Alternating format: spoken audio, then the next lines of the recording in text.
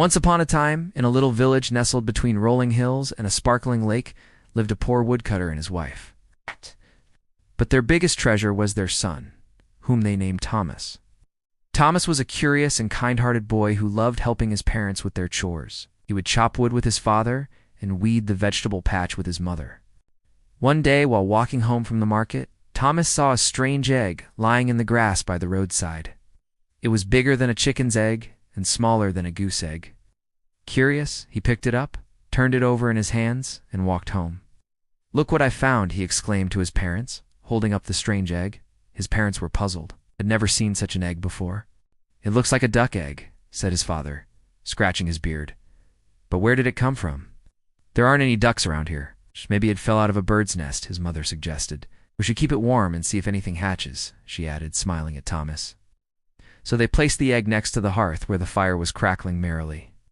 Each day Thomas would come running into the kitchen, his eyes shining with excitement. "Is it hatched yet? Is it hatched yet?" But his parents would only shake their heads and smile at his impatience. Finally, after 2 weeks, there was a tiny crack in the egg and a beak started to push its way out. With bated breath, they watched as a small, fluffy creature emerged from the egg. At first, Thomas thought it was a little duck, but soon realized it wasn't. It had wings like a bird, but its body looked like a small dog's. Its eyes were beady and black, its ears were furry, and its mouth was pink, with a tiny pink tongue sticking out. It looked so ugly that Thomas burst into tears. "Oh, my poor little animal," he cried, rushing to pick it up. His mother came over and stroked his hair. "Don't be sad, Thomas," she said softly. "This is no animal. You have a new brother." She explained that this was not just any creature. It was a rare animal called an ugly, a cross between a dog and a duck. And even though it looked funny and ugly, it was very special. Thomas looked at his new brother with curiosity rather than disgust. He named him Ducky and decided to take care of him. While Ducky was still too small to walk, Thomas would feed him milk from a spoon. Every day, Ducky would look up at Thomas with his big brown eyes and wag his stubby tail. As Ducky grew older, he became stronger and could play with Thomas outside. They would chase each other around the cottage, and Ducky would bark like a little dog and quack like a duck. But whenever Ducky played with other animals, they would run away, screaming in terror at the sight of him. Ducky didn't understand why. He was always so friendly, wagging his tail and trying to lick their faces, but the other animals were just scared of him. Ducky's heart was broken because he wanted to play with the other animals. One day, Ducky was playing by the river when he met a wise old turtle sunning herself on a rock. Ducky, excited to make a new friend, ran over and said, "Hi, Mrs. Turtle, want to play with me?" The turtle looked at Ducky from head to toe and slowly shook her head. "I'm sorry, but I don't want to play with an ugly animal like you," she said. Ducky's eyes filled with tears. He ran away as fast as he could, hiding behind a tree. He felt so lonely and wished he could be like other animals.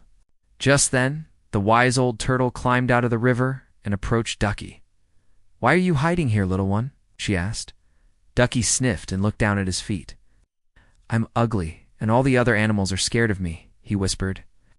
The turtle smiled. "You may feel different from other animals, but that doesn't make you ugly," she said. "There is beauty inside you. You just need to find it." Then, with a wink, she added, "And sometimes being different is what makes us beautiful." She led Ducky back to the riverbank and nudged him toward the water. "Swim with me," she said. Hesitantly, Ducky put his webbed feet in the water and began to swim.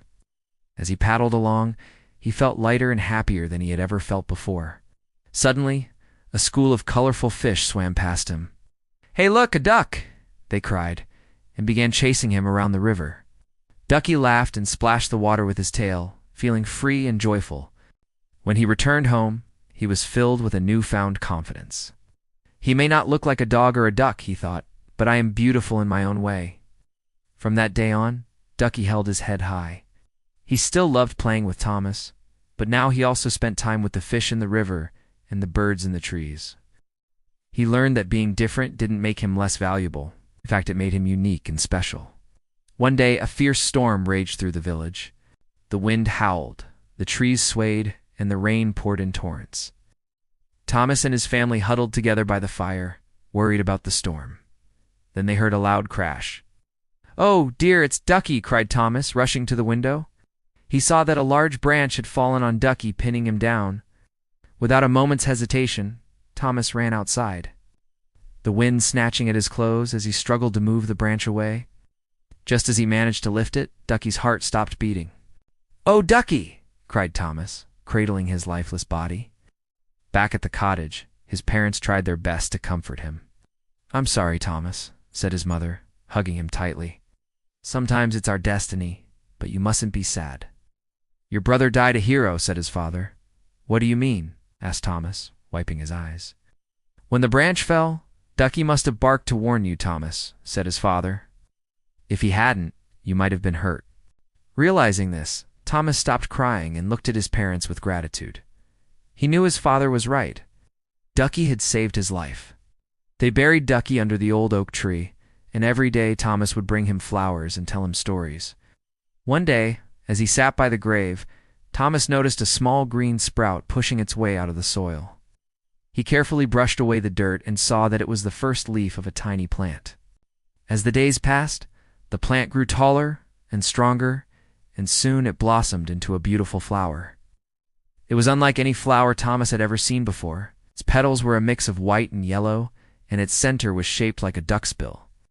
Thomas knew that this was no ordinary flower. It was a daffodil, the flower of hope and rebirth. He had planted the seed of Ducky's favorite flower, and now it was blooming in his memory.